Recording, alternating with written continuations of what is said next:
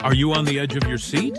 Because we're about to sound off with Kevin Williams, covering today's latest trends in location-based entertainment. Brought to you by the LBX Collective, your community to connect, engage, and inspire. All right, everyone, let's buckle up. All right. Well, welcome everybody to the latest Sound Off with Kevin Williams. This is number 115 for March 31st, 2025. Kevin, how you doing back in London after a great time out at Amusement Expo? Oh, wow. Still trying to recover a little bit the time zone change, but I'm doing well, Brandon. I hope you are too. I'm doing well and didn't have to deal with the time zone change whatsoever. Lucky you. Yeah. All right. Well, how are you going to change my mind this time?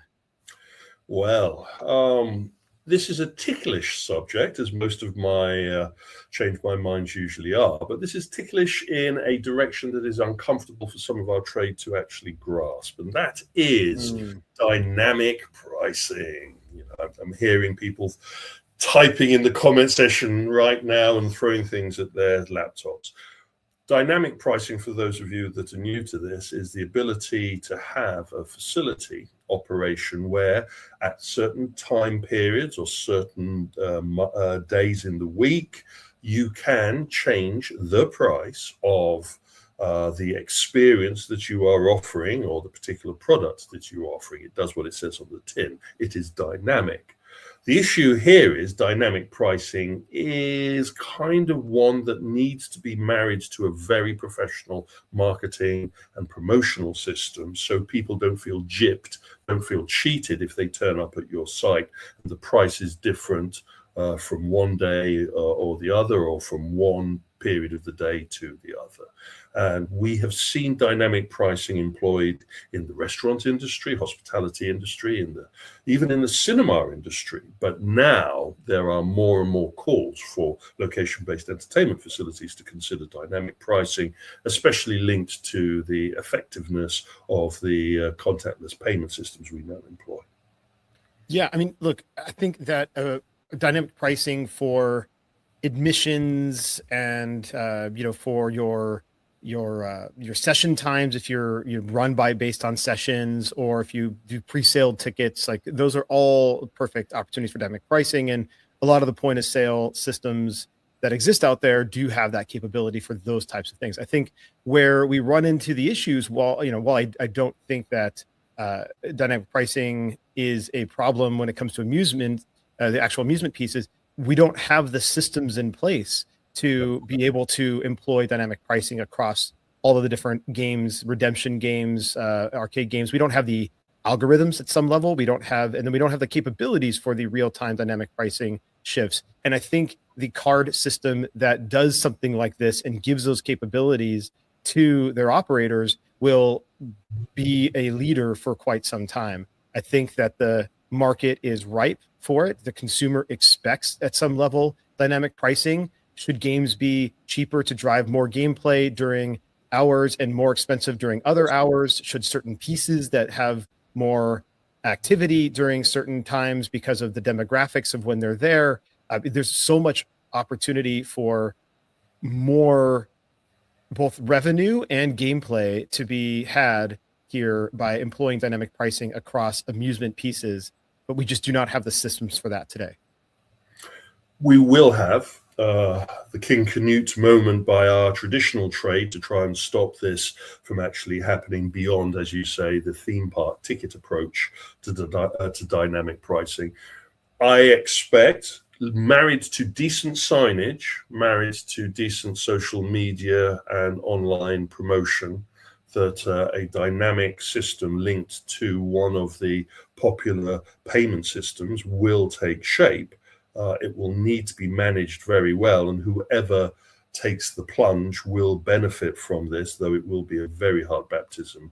Though I would argue also that dynamic pricing may need to change its perception in the market to be able to succeed fully.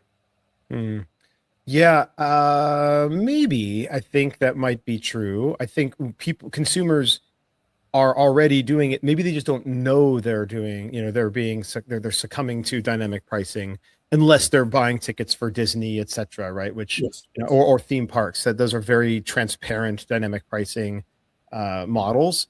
I think though that, when we look at Fever and we look at some of these other ticketing platforms, they are employing dynamic pricing certainly to some of their attractions and experiences. The difference will be when I'm inside a facility, I've already paid to be there, or I've driven there, and then the pieces themselves, the individual games and experiences themselves are dynamically priced. I think maybe that is where we will require some consumer education. Clusters. But anyway. All right. Well, all that being said, after a quick break, we'll dive into the economy trends.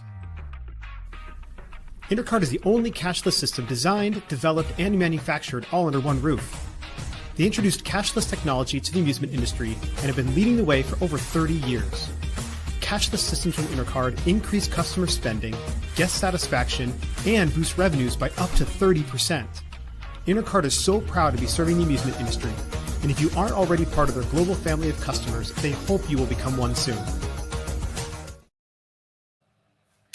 Thank you. And straight into the trending economy aspects, and the ripples still continue within the Middle East's entertainment and leisure sector regarding the current conflict. We now have the confirmation that F1 has cancelled its plans for its Middle East race season. Bahrain, Saudi Arabia Grand Prix have now been cancelled.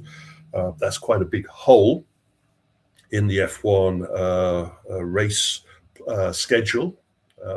And it also brings concern regarding other events, other gatherings and other projects that are in development in the area, also being either postponed or being cancelled. Still no word at this late date whether the Saudi Entertainment and Amusement Conference will be taking place, though from an international standpoint, many of the people I've spoken to have already cancelled their plans to go to that.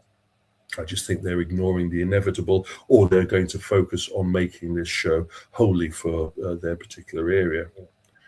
Another knock-on, of course, that we've been reporting on, and that is the impact in the tourist sector. 2025 saw an incredible downturn in tourists, especially from Canada, into the North American market. That has had an impact on expectations on ticket sales and visitations to the theme parks, which we'll talk about a little later on, and also has now put storm clouds over what the reaction is going to be to the World Cup coming in the next few months. So one quick thing, I have heard that, and it hasn't been confirmed publicly, but I have heard from some internal sources that C has been canceled, and so it's quite possible that by the time this runs, of course, this is upon time of recording. By the time this runs, that C will have made their cancellation notice public. One thing just quickly to note about F1, I mean, this is a big economic impact. This is the biggest sport in the world, F1. Surprise, it's bigger than football, bigger than cricket. F1 is hands down. Yeah, exactly. Hands down the biggest sport in the world. And these two races comprise close to $190 to $200 million in revenue loss just for F1, which also equates to about an $80 million in EBITDA that they have lost from just these two races. And that's not including the losses by the teams that are there as well. This is just F1 corporate that is losing this type of revenue. So these are having this types of cancellations, and the continued conflict is having a massive impact globally on just not only the sporting world, obviously, but the rest of the world. There's big trickle-down effects happening. Moving into the trending biz, and continuing with what's happening in Saudi, some areas that they're having to back away from, some areas that they're doubling down from. And our friends at the Saudi Arabian Public Investment Fund Wealth Group have decided to double down on their investment on esports, and they have spent $6 billion on Moonstone, which is owned by ByteDance and is one of the what I would call the gathering agents for esports activities, events, and team promotions. This is quite a big deal and carries on the cementing of the Saudi market for esports. They have one of the largest esports events, well, one of the largest. China, they've been competing with over the event, and I am wondering that the current situation that we were talking about previously may have impact towards whether some of these teams will be able to travel to Riyadh in September for the Saudi and UAE esports championships. Wow, we talk about we just talked about F1 and being one of the biggest sports in the world. Look, esports, while still a niche, is growing significantly in some of these markets, and these types of prices are prices that individual F1 teams are going for. $6 billion, $4 billion for some of these individual F1 teams, and we're seeing this now for these types of esports events and corporations. So this is something definitely to keep an eye on. We touched upon this in Open and Shut, and we'll go into a little bit more detail. American Heartland was a project that started off in 2023 as a dream, a $2.5 billion dream to build in Oklahoma a vast theme park concept on a Disney World or Disneyland scale of development. They actually brought in a number of ex-Walt Disney Imagineers to design the concept for this. It was backed by very powerful entrepreneurs in the area that came from corporate as well as from the religious heartland.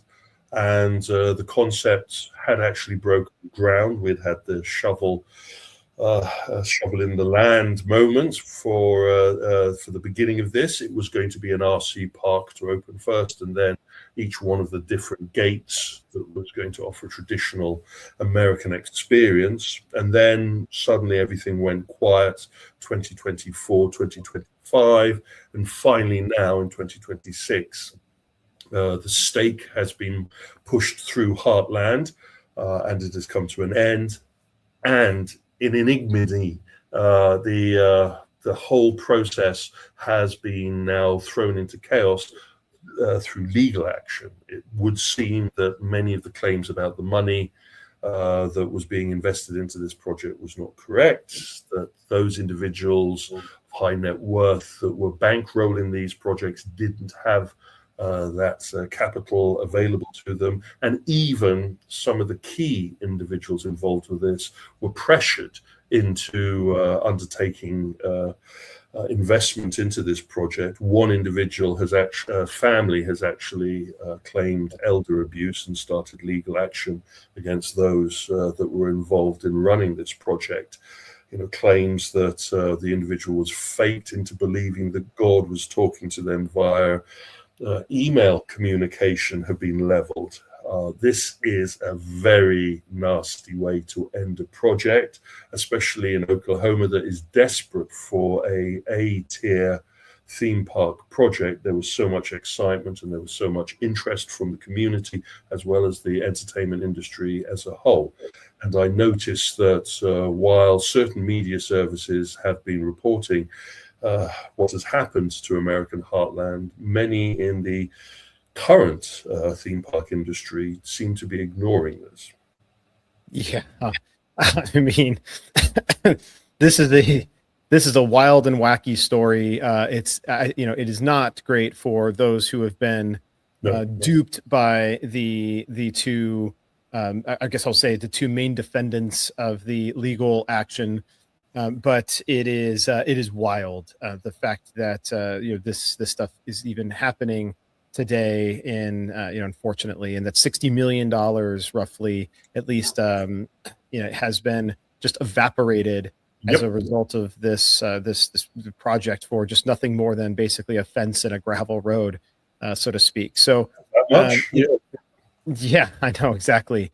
And one of the even wilder things is that one of the defendants, just as an aside, has submitted legal briefings that even contain fake case citations that are claimed to be hallmark signs of AI hallucinations. And so I think that this is just, this whole thing will just be continued to be a wild story, but also very disappointing, because this could have been, a great project had it been able to get off the ground and run by, proper businessmen and women. And this has got theme park industry written all over it. And we can't hide in the sand and hope it goes away. We have to position ourselves to defend ourselves against, this is not how our industry works. These were, when they are convicted, or if they are convicted, two bad actors. Though, again, our trade associations are going to have to stand up and take their knocks, because they had supported the beginning of this process. And you can't just support it and then disappear if it starts to smell. You should do the smell test at the beginning, and we should be in a position where, at least if our trade associations saw something going wrong with this project, they should have stepped in. But again, we'll wait for the legal prosecutions to complete before judgment is ruled. Moving on, and a really confusing one here, though one that could have major ramifications for not just the Australian social entertainment sector, but for the international sector. Fun Labs, you've heard us talk about them many times before, commenting about their Holy Moly brand, which has actually made it to the United States as well as being established in Australia. We've talked about their Hijinks Hotel and their Strike Bowling operation. 6 brands under the Fun Lab chain, 80 facilities in all operated by the operation. And they were acquired back in 2021 by a private equity firm that plowed about $250 million, I think that was Australian dollars, into them. And everything seemed rosy in the courts. And then last year, we had the first inkling that there were issues. We had a change in management, top tier C-suite management changed. And then we also had a report that the expected earnings from their businesses hadn't hit the targets that they had set themselves.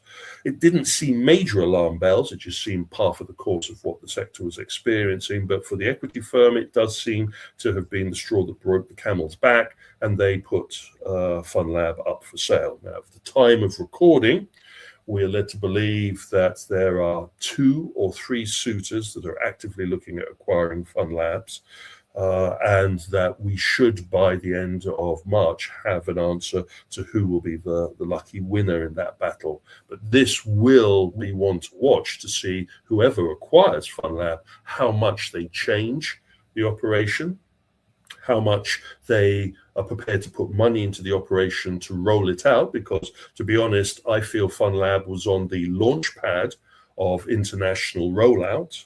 80 facilities may be great within the Oceanic region, but really they were starting the process of looking at North America as a strong launch pad. And now having to pause that means that other operations with similar entertainment properties could eat the cheese that they have left on the table. So this is time is ticking, and who is going to be the recipient of this operation? Questions that we will be answering, I hope, in the next couple of weeks. Yeah, absolutely. The timing of this is really interesting, especially given the fact that you mentioned the C-suite transition that happened in December of last year between, the CEO, Michael Schreiber, who then basically stepped down as a CEO to become executive chairman, and passed it on to Blaze Witness, who's been a longtime executive there. So definitely no stranger to the Fun Lab culture and everything they've been doing. And it was expected that she was going to really take things into the future. And so, we will see what shakes out as far as the C-suite changes are concerned once a sale is done. But definitely a very interesting timing given that transition just 3 months ago. Whoever comes in to acquire Fun Lab may want to parachute in their own team. Whoever comes in to acquire Fun Lab may not buy all of the operation. There are a couple of those brands that have not really achieved the numbers, what I would call boat anchors, holding the rest of the vessel down. And there is also the question of how much the internal operations team have jury-rigged the facility chain to be able to grow into the North American market, acquiring failed mini golf operations in San Francisco and then turning them into holy moly was one approach, but that was just the starting point towards really what they have to do to establish a unique brand or chain of brands in that market. But again, one to watch, and we live in interesting times. Our friends at Five Irons, they've just completed a Series E investment. This is quite a large amount of cash, not, the details are still in the wind, as it were, but this has gone towards growing upon their aspirations. They're currently operating 40 facilities under the Five Irons golf chain. Most of them are configured as golf lounges, though we have reported of their migration towards a more FEC or LBE style competitive socializing model. With this investment, this new funding will grow the operation and move to the next milestone that they have set themselves, which I think was nearly 100 facilities in the next 4 years. But again, this is, once the money has settled down, especially in the chaotic investment market that we're experiencing at the moment, this is a very serious investment or foundation to allow them to grow their model. This is a really interesting one, given the fact that they only have 40 locations. And I say only, given the fact that this is a Series E investment, right? This is, when you have 40 locations, you would expect this to be a Series B or a Series C. The fact that we're already so far along in their equity investment rounds, and we don't know, right? The funding amount was not disclosed. We don't know if this was a down round, if this was an up round, so we don't necessarily know. But at the same time, there's something to be said for the fact that they are still raising investment capital, equity capital at some level. This is not debt that they are taking on. Somebody is coming in and saying, we are going to put this money in because we believe that this is a viable brand and growth opportunity. And we're going to come in and put equity capital, high risk capital on the table to expand this brand. And so that must mean that there are some good numbers behind the scenes. Otherwise, you wouldn't typically see this type of investment coming in at such a relatively early stage still in the growth of this company. I would argue that it was a down, that they were going to the last of their well of investment and making use of that while they still can. That would be my personal observations from keeping an eye on this. And you're quite right, 40 facilities in an E, that's near enough the bottom of the barrel kind of. That's usually when you consolidate just before you float. Again, we are in interesting market conditions, and we are seeing Five Irons pivoting away from their more traditional sports lounge approach. Again, we need to see what their next few facilities look like to see the benefit of this investment. Our friends at Immersive Gamebox are back in the news again. We talked about their brand new game experience that they had developed. It was much more competitive socializing. We had been talking about how the previous C-suite management had been focusing away from a standalone facility approach and going for more of an attraction into existing entertainment facilities approach. And then we wake up one day to the announcement that the current C-suite, remember, Immersive Gamebox went through a period of financial difficulty, which they were bailed out of. Now the new management team behind that has signed a multi-million pound franchising agreement with an operation called Beyond Box Operations, and this is for 30 facilities in the next 5 years. Now, they already have their products in around 15 to 20 sites, as well as about 3 or 4 standalone sites of their own. That has fluctuated a lot due to changes in the management and the business model. Now to target and to double down, to think that this model will be able to support in this competitive market 30 facilities. I raise a flag seriously here regarding what they will actually be offering. And so I wouldn't be surprised that Beyond Box is going to be looking at a totally different application of the immersive game box, GameCube environments towards fitting in with what he's seeing in the competitive socializing market. There's no question. They cannot be just pure, what we have seen in the past, the pure immersive game box installations. This will have to be much more of a lounge, entertainment, bar, restaurant, plus immersive game box type installation or rollout in order to be successful in the current competitive socializing environment. If it isn't, they're going to have a very uncomfortable surprise. Moving on to another competitive socializing projection-based entertainment environment that does embrace hospitality, that does a lot of the things that Immersive Gamebox decided not to do when they first started.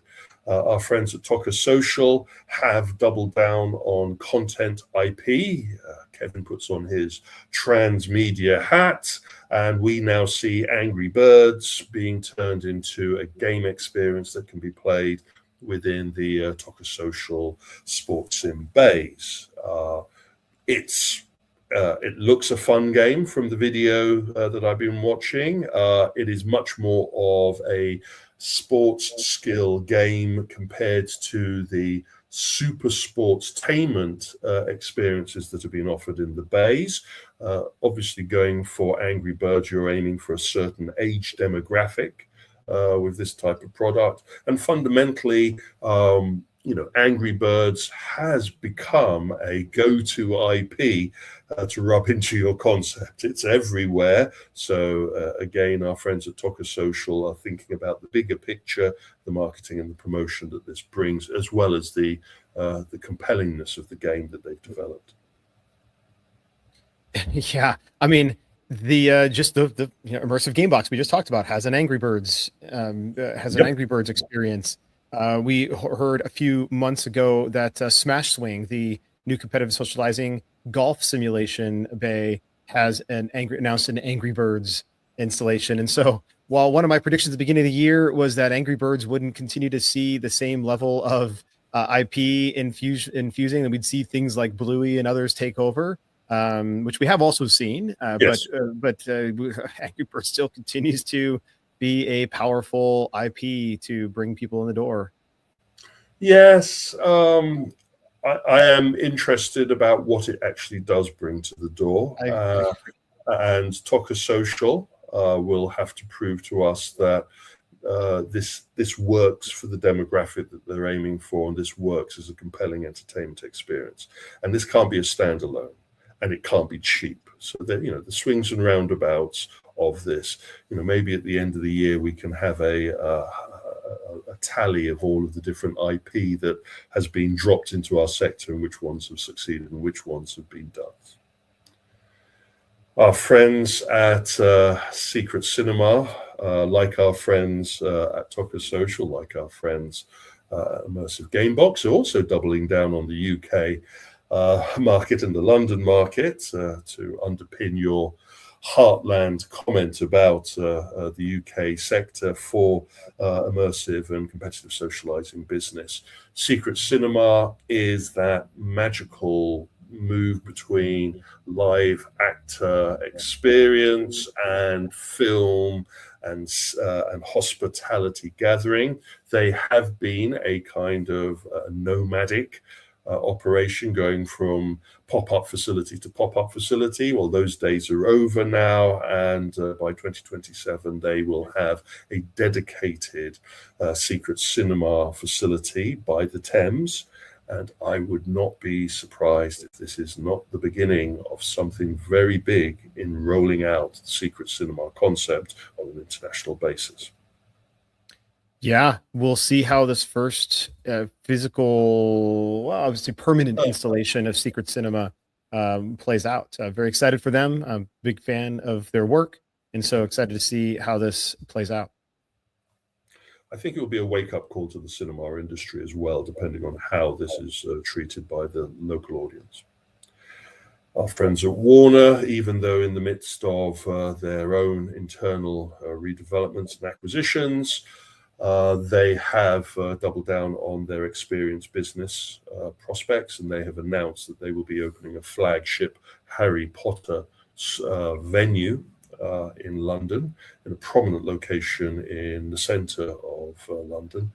This is different to what has been opened in New York with the Harry Potter store. This will be an experiential entertainment facility with some retail. So I would kind of call this a Netflix house Harry Potter venue more than I would call this just a larger retail entertainment experience. Information is still very limited about this. We understand that it will be on 2 floors, that it will be covering 21,000 square, and that they've already selected companies that will be involved in installing this. But this is on a very tight schedule, aiming for an autumn 2026 opening. So we should be, in a couple of months' time, able to speak physically from the venue.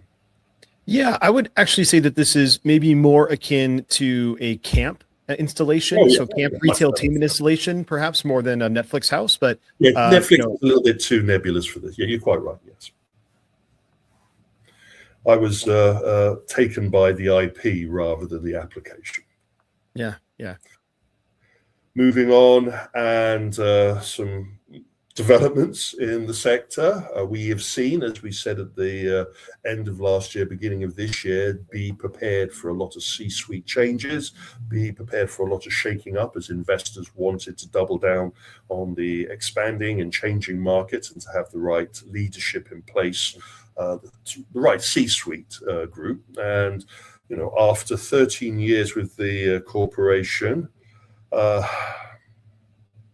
Esther has moved on. He made the announcement only a couple of hours from when I'm recording this that he would be leaving Lucky Strike, that he would be moving on into, and I want to get this correct, focusing on entrepreneurial pursuits, including advertising and investments. Advising. I don't know if that's advising, sorry. I don't know if...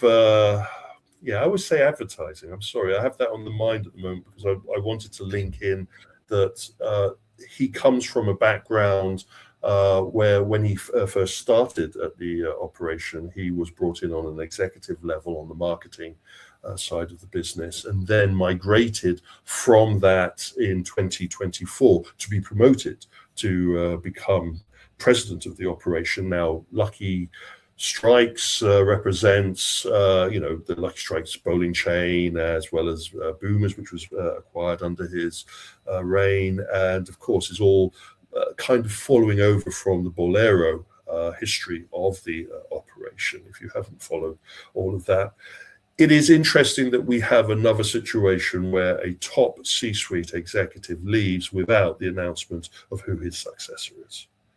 I'm noticing this becoming more and more prevalent. So it looks like the individual goes and has the final board meeting. They're told that their services aren't welcome or wanted any further, or they're given an opportunity to come up with a different plan of action, and they decide to move on, leaving the board in turmoil of then working out who they're going to plant as a successor. Now, start the stopwatch. We will evaluate how confusing this departure is based upon how quickly our friends at Lucky Strike Entertainment announce the new president of the operation, because with all of those over 360 facilities that they have in various stages of upgrade and reinvestment, their plans for new acquisitions, we saw them buy a number of pinstripe facilities. There are a lot of questions here for whoever comes in next of how they pick up the pieces and move forward.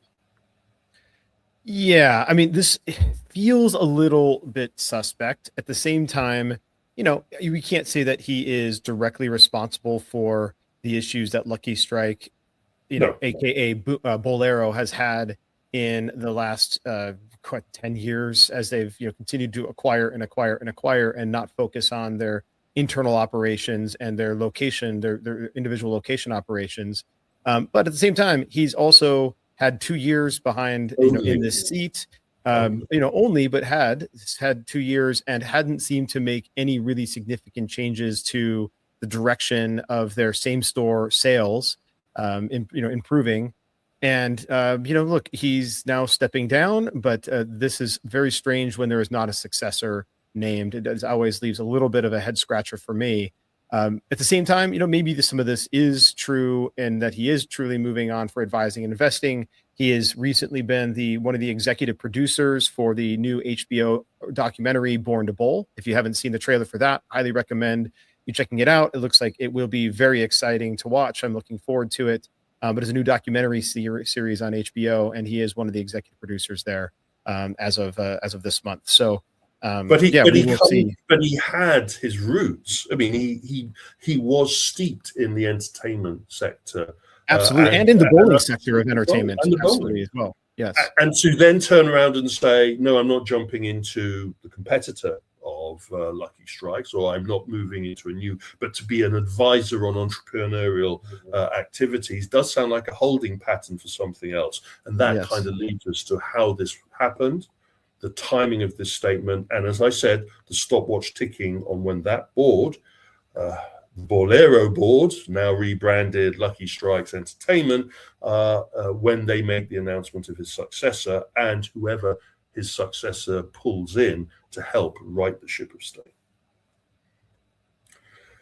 Changes at C-suite. We already reported a few weeks ago of the new CEO position at PlaySocial, and now we have the new CFO position announced. PlaySocial are the owners of Play Playground, which we never got round to going to during our Vegas visit. It was on the list, but you would never have found it in the Luxor. You would have looked and looked and looked and never have found it. It is not a great location. Well, I was hoping to have a look at their inflatable edition component, but yeah. Whatever the reasoning is, we are at a point with Play Playground where they need to underline how they're going to move forward and how they're going to expand. They have had 2 facilities open for a long period of time now.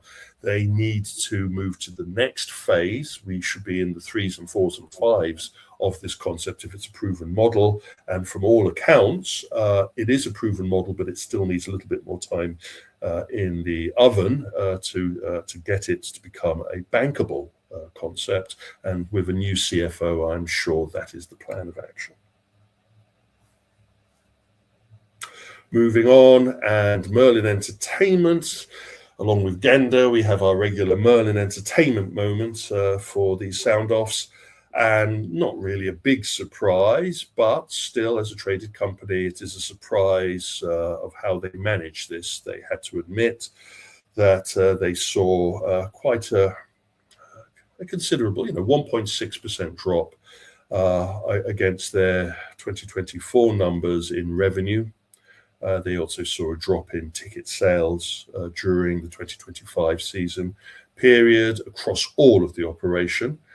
And the company has positioned itself to say that it sees that there were problems. They've listened to the markets, they've listened to their audiences, and they're taking decisive action towards transforming their program, which usually means the theme park and attraction scheduling. But also we know that they are repositioning themselves regarding IP and trying to improve their entertainment positioning offering in a crowded market. And that is illustrated by the news of the opening of the commencement of the development of their Minecraft World gate at Chessington World of Adventures. This won't be open until 2027, so we've got a year to wait before they throw the doors open. The renderings, the low quality renderings, I have to say, really bad. Very shocked by the quality of pre-promotional artwork that they shared with the media and the trade, especially as we've already talked about in Sound Off, so Open and Shut, that there is a very impressive Minecraft experience, traveling experience, doing the rounds, which has a much higher level of themality and phygital involvement, which is expected from the target audience that we're going for. But anyway, our friends at Marjo Studios are working very closely with Merlin Entertainment on a $70 million investment across all of the Merlin Entertainment range to include Minecraft, and this Minecraft world is the beginning of that process. It'd be interesting to see how this plays out. Yeah, it is not encouraging when you see this level of fidelity at this late stage of their development. This is something that maybe you would see thrown around in some internal rooms years ago as they were first pitching this to each other and sketching things out. But to have this level of fidelity for their concept art and imagery that they're putting out as part of their public announcement 1 year before their opening is concerning. As an ex-Walt Disney Imagineer, if I had produced this type of concept artwork at the initial stages, I would still been told to maybe up the game a little bit regarding the quality of the artwork.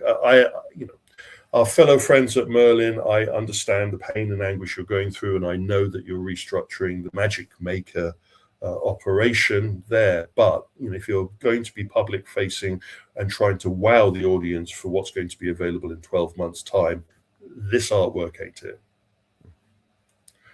Moving on, and our friends at Netflix House have announced a new attraction being parachuted into their Dallas Netflix House facility. I was a little confused by the press release here. I do actually believe that the Stranger Things Face the Dark experience is already operational in the Dallas facility. It's just now that our friends at Alterface, the media and immersive entertainment company, are able to admit their involvement as supplying the interactive interface for this. If you're not aware of this particular attraction, it involves you using a torch to illuminate certain areas of the show set that you're traversing through. And these torches are more than just a light emitter. They also have activators and positional awareness that interacts with the show set and the live action that is taking place. It is nice to see this type of technology being employed in a location-based entertainment side. Our friends at Alterface work very much on the theme park and the resort and the leisure entertainment side, and so moving into the location-based entertainment market with this type of technology shows us the levels of immersion that Netflix are looking at for their future attractions. Yeah, this one is interesting because I was watching some of the video and I'm trying to understand. It looks like there were some parts of the videos that they had here where they didn't have the flashlights, and then other parts of videos where they have the flashlights. So it also may be that they enhanced the experience with Alterface, and because maybe for any number of reasons, but it may have been just that they couldn't get it all working in time before the opening, and they just had to open, and then they brought this Alterface thing in. So it may be that actually this is a new addition to this current experience. It has been open since they opened originally. It was a very wordy press release, and its detail was more on the application than on what is led to believe. They're supplying quite a large number of these unique devices for the attraction, which leads me to believe that there will be a Stranger Things Face the Dark attraction going into the Las Vegas facility. So this will be the first of the attractions that Netflix have been pivoting that will have a second run in their next facility. All that aside, immersive entertainment being added to this type of experience is important, again, for that repeat visitation and for that engagement.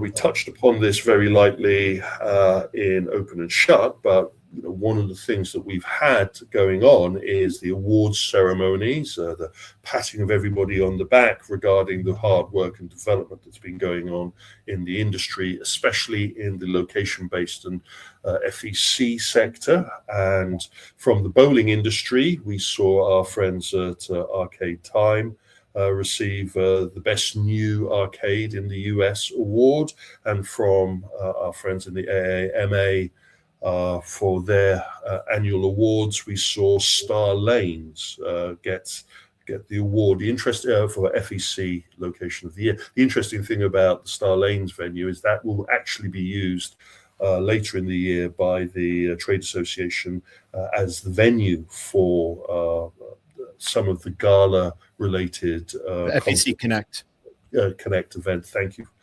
And for me, it is important that we recognize greatness and innovation and development in our markets. And it's also important that all of those new operators out there throw their hats in the ring to be seen, to be offering something unique so they can be recognized by their peers. Yeah, I would also say that if you have an existing facility that's been open for 10 years and you believe that you've enhanced it in some way, or you just run a really great operation, and I think it's worth going through the process of submitting for one of these as well. I think sometimes we get really focused on the new and less on the well-run and the ones who continue to stay relevant in their market by updating and refreshing their experiences and attractions. Agreed. And I have been in facilities where originally it started ho-hum, but after the management got their teeth into it and started to understand their audience, they created a very unique and a very compelling venue. And you go to them and you say, this needs to be promoted more. And they go, but we've been going for 5 years. No, that has nothing to do with it. If you've achieved that, and if you have something that you feel very strongly about, not just for your audience, the industry also needs to know. Moving on, and for all of you pain lovers out there, I've tried to apply those announcements to the Taurus of Pain. I was actually hoping to spend some time fiddling with the Taurus of Pain during the flights, but sleep got to me and I never got round to it. But I do promise that it will be updated before the next major event. Perfect. Anyway. All right. Well, coming up after the other quick break, we will continue with the trends. Power up your game floor with Arcades by Alan One.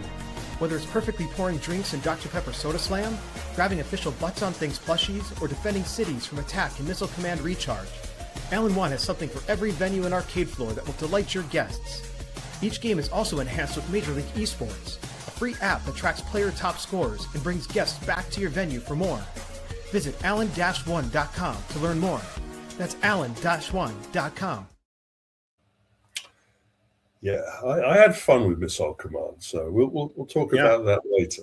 Yeah. Anyway, jumping into the trending tech, and I like to try and use all those balls of string that I have connecting all of the dots to try and make a picture out of, or a mosaic more likely, out of what we're seeing happening in the sector. And from the virtual reality point of view, we're at an excellent stage where it's near enough 5 to 6 years from the last phase, or you could sort of say we have seen 10-year bubbles of the application of head-mounted box on your head technology application, and both of those phases are marked by a kind of a down period or a pause period.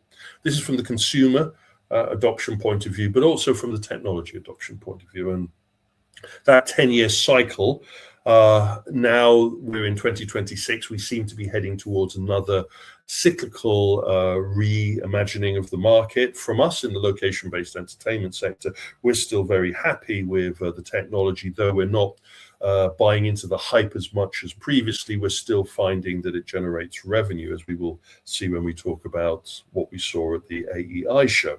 But from a general perception of what's going on in VR and MR, we are at a transition point which will mark the next period of investment, or a redefining of investment. Remember, at the end of phase 2 of the previous involvement, we had a period of over 10 years where stagnation, where VR was still being used in commercial, but it needed that injection to be drawn down to be suitable for consumer. Again, I'm still sitting on the fence regarding this next generation phase 5 technology that we've seen from Samsung, that we're going to see from Meta in 2027, that we've seen from Apple, that seems to have stalled. And a lot of this now rides upon whether the hype train has derailed or has taken a siding. These are important to consider. Kind of adding to that feeling of concern is the beginning of liquidations of manufacturers of VR technology, VR and MR technology. French company Lynx had to announce that it had fallen into a governmental liquidation, ceasing operation immediately and its assets being sold. The Lynx technology followed that mixed reality approach that Samsung and Meta have pivoted towards, kind of an unproven aspect of the market. And as Lynx was aiming for the the commercial business market, this was a product that could have charged quite a higher price and had made claims that it was going to be quite an important leader in the commercial mixed reality and VR sector. Well, that never came to pass, and we're at this stage, and we're led to believe that this is the beginning of other announcements regarding difficulties with these types of operation. Yeah, this is always disappointing to hear a potential competitor coming into the market that might be bringing some new technology. We were talking on Open and Shut about the need, a couple of days ago, on the need for a different type of technology and headset for these types of applications. And this was promising, and it's too bad to hear. We need more competition in this space. Not that the current providers are doing anything necessarily wrong, but competition breeds innovation, and that's what we need. Innovation is essential, especially at this early stage of product adoption. The software development side in the consumer is also showing extreme strain. We reported on Meta closing over 4 studios that had worked on VR, some successful VR products, as they repositioned themselves and eased back on their investment, and that has had ripples through the sector.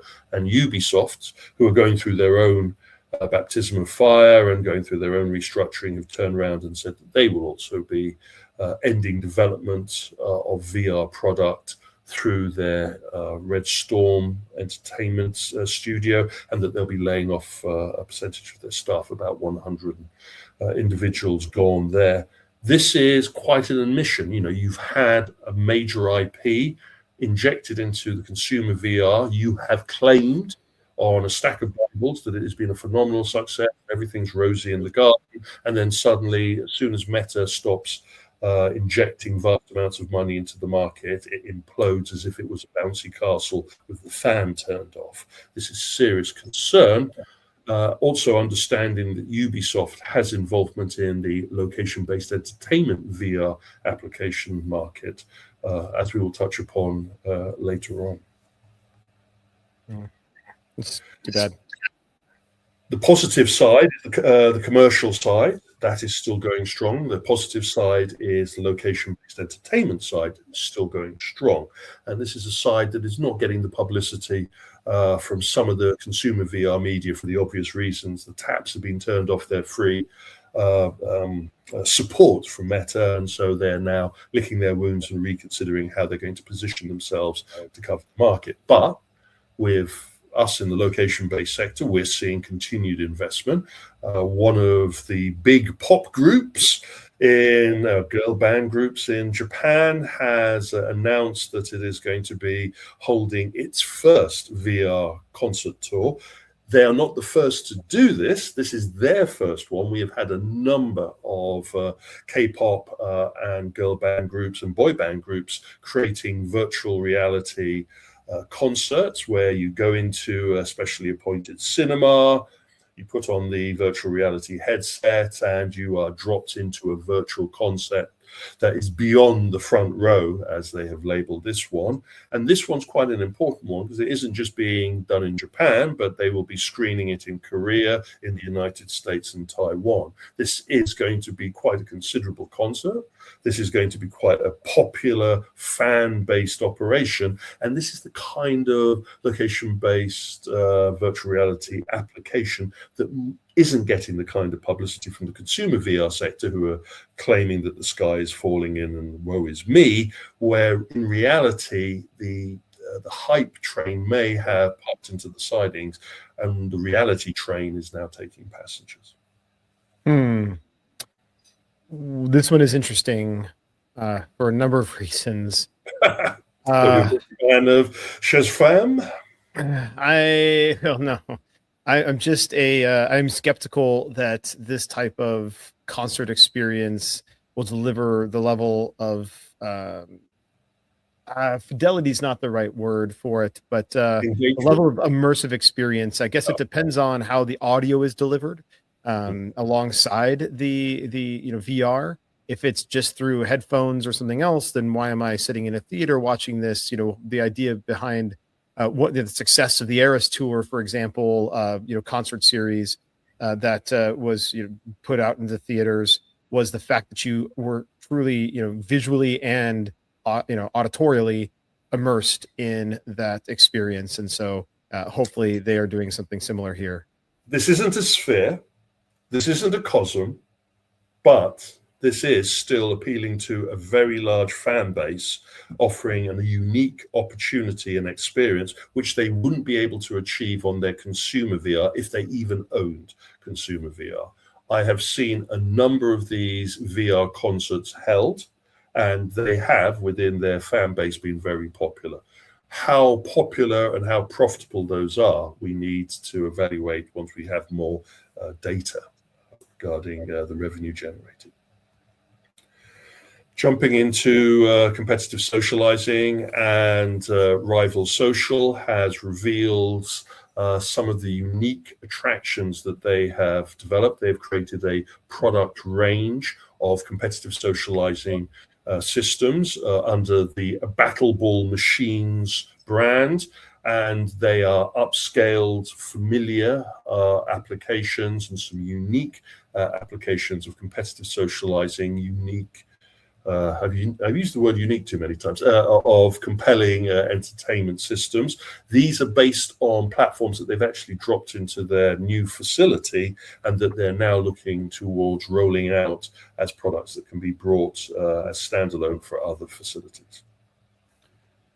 Oh boy. So we've talked about Rival Social in the past. Obviously, they started as an actual location-based entertainment, competitive socializing venue. And they had some really unique attractions, really unique approach to competitive socializing, which I think I was a fan of. Now getting into the actual distribution of their products is really interesting, and now becomes even more of a conflict, I think, with Social Rivals, who is also based in the UK and who also operates facilities called Putt Above, but has a golf sim, a mini golf bay product that they sell into the market under the Social Rivals thing. So now we have Rival Social and Social Rivals, both selling products into the marketplace. And it was already confusing enough when Rival Social was just operating venues, and now they are effectively a competitor to Social Rivals. And it'll be interesting to see how the dust settles with regards to IP and copyright and trademark discussions. Away from the brand, it will be just interesting to see if this is the type of product that can be parachuted into the emerging competitive socializing venues. We have quite a few of them popping up, and many of these competitive socializing venues don't really want to think about changing out their hardware too quickly. I point to operations such as Electric Shuffle that have been using their standardized shuffleboard system since Pontius got his pilot's license. Now, will these venues be forced to start looking at dropping in other types of attractions to augment their flagging experiences? Will they turn to a company that is a competitor of theirs. Do you let the vampire run the blood bank? Is the question. Do you feel comfortable that a possible competitor to your facility will have access to your data and knowledge base by dropping their product into your sites? These are all questions as the competitive socializing market evolves to the next phase, and we are rushing headlong to the next phase, where we're going to see the shaking up of old thinking and new thinking being applied. Then these type of products are going to find a space if they work and if they generate revenue. And our friends at 2-Bit Circus know a little bit about running their own entertainment experiences through their 2-Bit Circus facility chain that was in Los Angeles. And Brent and the team have decided to branch out and apply this technology as a standalone product that can be sold by other venues. And the first of the products out of the launch is a Button Box Battle. Try and say that after a couple of gin and tonics. The issue with this is that it is really the application of the 1,000 boxes kind of system, where you have a table mounted button system, so each member of the team of 4 can hit the button when they know the answer to the question. It is a turnkey solution that can be dropped in to other venues, and from the look of the information, it is a very live play, in-person kind of experience that can handle quite large audiences. I can see a venue at a bar area at a certain point turning the key and turning themselves into a game show experience for a period of time by dropping out the boxes and then taking them away. This isn't a new idea. There have been other companies that have been trying to do the game show mobile unit, but it is interesting to see that our friends at 2-Bit are looking at this as a new product that they can release into the market. I think what's interesting about this is not necessarily the product itself, but the scale in which they expect this to be deployed. So they see this going into, we've talked about this on both Sound Off and also Open and Shut, these experiences where you have the smaller experiences like Game Show Battle Room, where it's just, it's a small group of you, maybe 8, 10 of you, your friends, family, whatever, and you have 2 sides, and it's like this really small mini game show experience. But then there's the larger experiences that have, you're almost sitting in this big like dinner theater style seating. You have F&B, you're sitting at these tables, and then there's a host and people are coming up on stage, and it's like almost like you're attending a actual game show in a game show studio. And this allows this type of application that allows everybody to be engaged in that broader game show application for 250 plus players all playing together to compete, which I think is really interesting. And not sure that there are too many venues and types of facilities that exist today that could drop this in. Could somebody decide to build a facility or change or modify a facility to deploy this type of game? That could certainly happen, but I'm really curious to see who takes this and deploys it within their existing operation. And that is the question. A concept looking for a home. And another concept that's found a home is our friends at Dream Park. I was, I'd like to hats off to one of our followers who mugged me during my drinking session in Vegas and pointed me to the announcement about this. Dave & Buster's in Hollywood have worked with our friends at Dream Park on the deployment of their augmented reality or mixed reality entertainment experience within the game floor of the Hollywood facility, Dave & Buster's. This is a real diversion for me. This is a real eyebrow raiser. And this kind of feels like our friends at Dream Park are grabbing at opportunities where they can. Remember, they had opened 2 facilities running their Dream Park technology that we hadn't heard that much from since the opening. And I need to go back and check to see if they're still open. But now the reinterpretation of the Dream Park concept is a vending machine will dispense head-mounted displays. Now, remember, dream parks do not have you putting on the headset like the traditional way of wearing it, but you actually have to hold the headset to your face, and then you move through the virtual environment, Mario-esque universe. Now, rather than doing this in a totally empty space, which was the application of the previous deployments of this technology, they are now doing this inside the game floor. So while dodging people playing on the big bass wheel and having a quick time crisis or driving, you will also be playing your augmented reality game. And then at the end of the game, I assume you lovingly put back the headset you've been using into the vending kiosk, and I have no idea how they're going to wipe down or clean or hygiene these systems for the next users, but I have to assume that they've thought about that. Okay, that's me explaining what they're doing. This is Dave & Buster's taking an experimental route. They are not rolling this out across all of their venues. This is being dropped into the Hollywood facility for a period of time. They will evaluate it, and then I'm sure within 3 months' time, we will know if this has been a success and whether they will then be rolling them out across their 170-odd facility chain. A number of flags for me, but you go first, Brandon.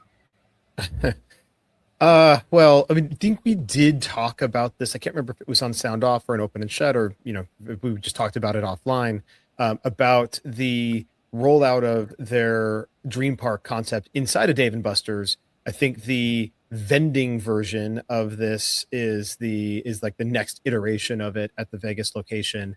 I am skeptical of not as much the vending. It does look like maybe there's some UV cleaning happening when you put it back into the vending box potentially. I'm not saying that there wasn't sweat and other things, but at least from a disinfectant standpoint, UV will take care of that. But I am skeptical, though, about its application inside of a busy venue where there's kids running around and other people running around, and you're holding this thing up to your head. You're trying to interact and move around inside of a facility, not tripping over wires or people or anything else that was left on the ground. And then also at the same time, what do I do with my drink? Where do I leave my drink? If I was drinking something or having some food, I now put this thing on my face, walk around randomly. Dave & Buster's is meant to be this place where I can carry my drink and whatever and move around and play games and set it down. I cannot do this when I'm playing this game because I have to hold the headset and I also have to interact with my hand doing different things. So even if I'm holding my drink, well, now I can't interact in the same way with the game. So I'm going to have to set it down somewhere. It's going to get cleaned or taken or roofied or whatever. And so that is a concern that I think I have around its application here.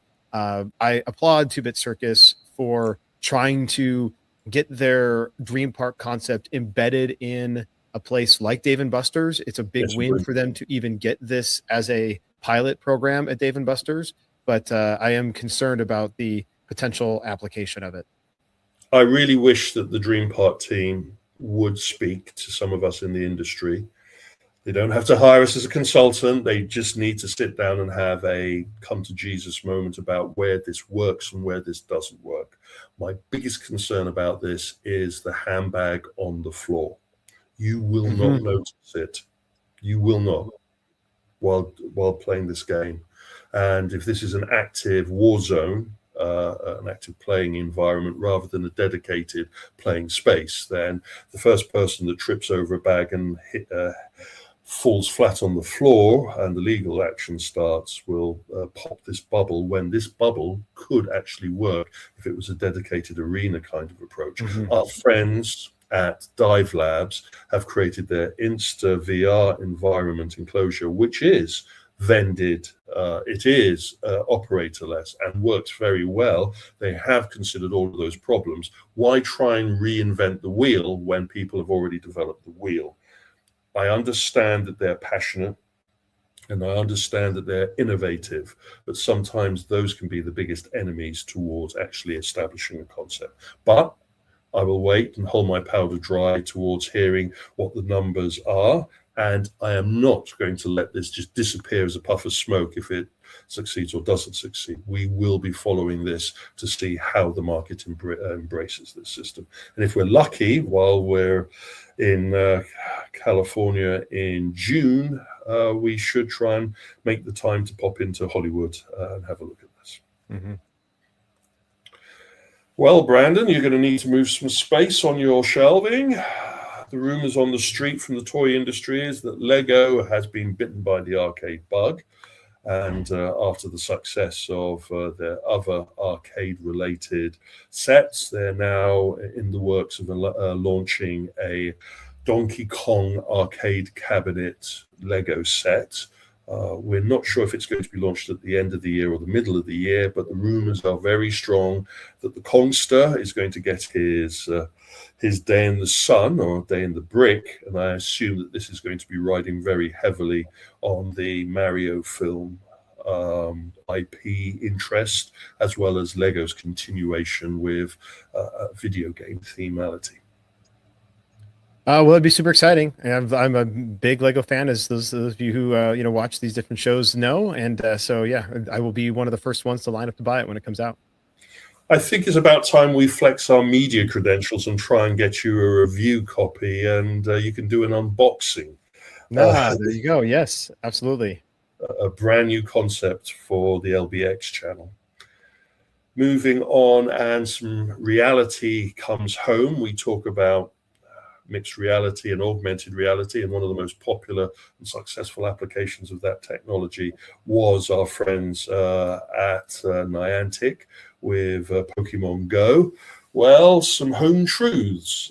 The vast success of Pokemon Go and the 300 million active users that filled the streets and hunted for virtual Pokemon in all kinds of locations, were doing a secret service for Niantic Labs under the surface of them collecting all of that data and traveling around venues and locations.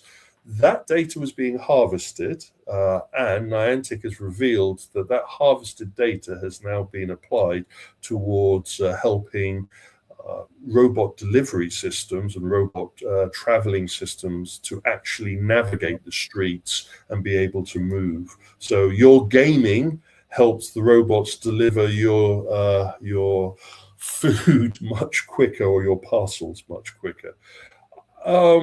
It goes back to a statement I'm hearing a lot more, which is the public are turning into beta testers for all of the big technologies. We seem to have been beta testers for the Amazon Fresh walk-in and go system, which suffered its problems, and now it seems that we've been the beta testers indirectly for the robot delivery systems through this interest. I wonder what other interesting games and applications that we're using now will help drive future technology. This was a phenomenal play by Niantic, and what a great application for their data. Makes me wonder if they had any inkling at the beginning when rolling out Pokemon Go that this would be an opportunity, or if they rolled out Pokemon Go and then realized, holy shit, look at all this data we have. We've got to find a way to monetize this. I think they were scared by the gyms when the Pokemon gyms started really exploding, and people were, paying them money to have Pokemon players gather. Then they knew that they had a data set that was going to be unrivaled, and it is still growing. There are still active players of Pokemon Go, and I'm led to believe that there is a new generation of Pokemon Go coming quite soon. So those robots are really going to know the layout of our streets when they invade. Moving on, a quick one about AI, and Disney's pulled out of their relationship with OpenAI. It seems that this comes on the back of OpenAI readdressing their risk in the international market. They have shuttered their Sora animated AI animation and picture creation tool. That was a big surprise on the markets. Everybody scratched their heads what was going on. And as soon as they announced that, Disney were equally surprised by this move and said, you know what, we don't need to be involved with just the AI generative text system. This could be the beginning of a major change and shake-up in the AI sector, as maybe very expensive legal teams have worked out the possible damages and liability of certain of these AI tools in the market, and some companies restructure themselves to avoid those problems. Yeah, it could have been something to do with legal. It also could have been just that it was a shit app. You know, it was a all it did was basically create AI slop that you could then put into a viral video feed, and it was basically Instagram for, you know, made by AI, and that was you know, Reels, I should say, made by AI. It wasn't to what we've been seeing from some of the other platforms, and maybe they felt that it wasn't needed. But I also get the feeling to do this so quickly without informing Disney, to force Disney to have to exit the relationship rather than restructure the relationship, is very telling. Moving on, and we'll try and rush through the talking points that were generated from the Amusement Expo International. We have gone into a lot more detail in our guest gab that we did directly after the event, but I just wanted to touch on some personal observations. Number one, we liked the new venue a lot. Kudos to all involved. The West Hall really did bring a different spin to the event, and it's just a shame that the travel plans and the chaotic storms and the TSA problems forced some individuals not to be able to attend.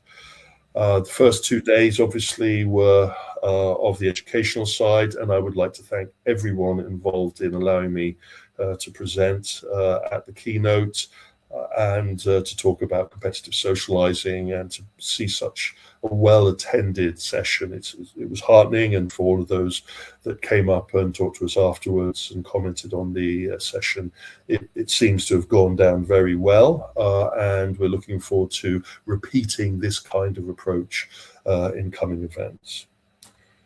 The party mixers proved very informative, getting everybody together and sharing a lot of thoughts about what is driving the industry. It was very clear that those that managed to get to the show and attended the educational as well as the show kickoff events had very strong views about where the industry goes next and how the industry needs to define itself in the market. We will try and relay that in the coming Stinger reports covering the event. A little interesting observation, you know, how quickly things change. We had had a private bet amongst ourselves whether we would see the new Gender branding take over the Player One brand after the acquisition and the announcement of the rebranding of Player One.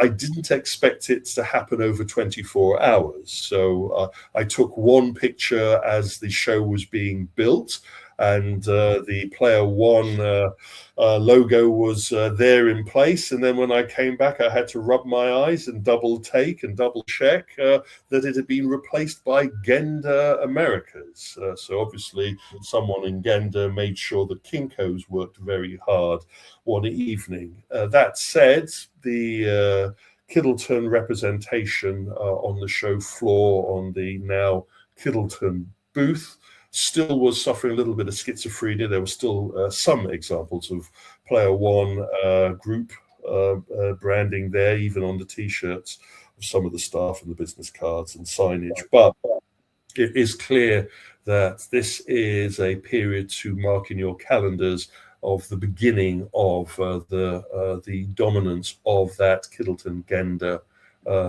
placement on the US amusement trade show floor, and you know what we can expect in November. The show was down on attendance, as I touched upon. Storms and flying conditions, as well as the TSA ongoing strike, impacted some people that had expected to come. It impacted some equipment that had expected to be delivered in time for the show. That said, it was still a very robust and very strong attendance from the market, and I would argue that it points towards building upon this foundation of new thinking on how to run the show. Though again, I have issues with the 1.5 day event, maybe needing to think about a little bit more longevity of show period because of the expense of getting out there, setting up an exhibition space just for 1 and a bit days. Transmedia and branding was the king of the show. We had the launch of the John Wick's product. We had the launch of the Disney racing karting experience. We also had other IP, such as the cyberpunk product manifesting itself not just through the LAI game, but also now through a brand new concept in development through Unis, which they're talking about launching in June. It was shown in a prototype. It's a big ride-on motorbike experience, but it does kind of point towards where branding is going for us in this sector.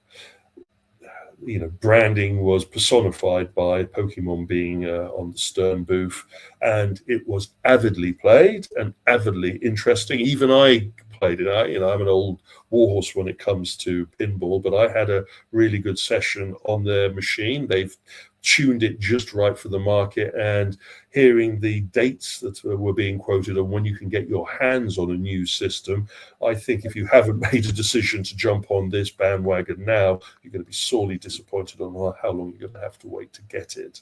This could be the game of the year regarding its popularity in the market, having seen what is going on with Pokemon, but we will see. Big hats off to our friends at Alan One. I was really impressed by their 3D or mirror FX effects that they're employing on their new machines. I played the caves avidly, the caverns of Mars avidly. I played the Breakout avidly. I also got a chance to play their Missile Command, which I argue also needs to have the mirror FX treatment for operators that don't really want to go through the difficulty of running retro machines, but still want to have that retro feel. I think it is lunacy not to include this kind of setup in your operation just to appeal to that market.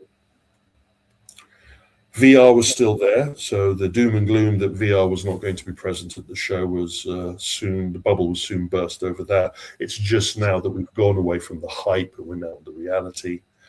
Or many of the machines have already been launched, but we had some new machines, new products there. Mixed reality made an appearance, or augmented reality made an appearance. Our friends at Versus came to the show and showed off their glasses immersive entertainment experience. And our friends at Dive Labs, they showed off a mobile version of their arena system. One of the only VR arena systems at the show was their Insta VR system, which surprised me. I thought other companies were going to come with arena systems based upon what happened last year, but I think the issues from the VR feel of last year's show has meant some companies are taking a period to reevaluate how they position themselves in the amusement sector. But InstaVR now has a mobile version of this system that means that any venue that has the space can set up a Insta VR arena for up to 6 players. And that is a compelling opportunity for some people that didn't really want to have a permanent installation, but still wanted to jump on the VR bandwagon. And then, of course, XR got the big push. We saw the first deployments of the strong LED dome screen systems that now allow us to have compact ride simulation systems that could go into location-based and FEC from our friends at DOF. And then we saw Triotech dusting off the Evergreen Typhoon system and giving it a big screen, new modern format feel. So along with the fantastic amusement, we also have the transition of the attraction style entertainment experience into our market. Anyway, I've zipped through that very quickly because I think we touched most of the big parts in Guest Gab. Anything that sets you off, Brandon, from that? No, I mean, I think you covered the things that are obviously relevant to the trends that we've been talking about here on Sound Off.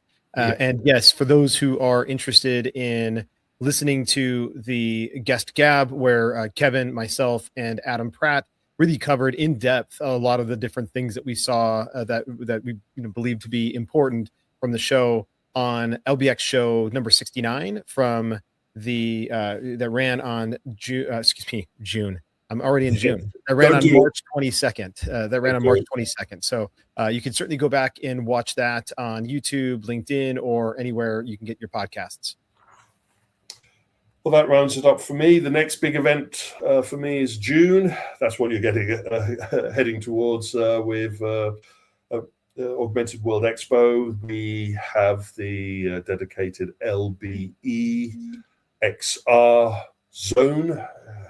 And that will be, we've already nailed down a number of Arena VR systems that will be attending, and some Amusement VR systems attending, as well as the developers. This is part of the Game Hub component, and this is going to be an opportunity where we really get to the nitty-gritty of where XR is going in the market and the opportunities moving forwards. It's very difficult to shoehorn this kind of level of discussion into an amusement or a theme park show when really it is an event that needs to have its own standalone discussion. And we hope to go into a lot more depth and look forward to seeing those of you that are able to attend that event. Anyway, that's more than enough from me. This session, our LinkedIn, thank you to all of those that have been keeping us up to date on developments. Even while I was on the road, I was getting LinkedIn updates. We will have the Stinger reports coming out fast and furious once they're all completed. We're also going to be doing a special entertainment social arena based on what we saw in Vegas. Any questions, just bung me an email, but thank you very much for your support. Absolutely. All right. Well, that was a great roundup of all the latest trends on this latest Sound Off, and we will see you all on the next one. Have a good one.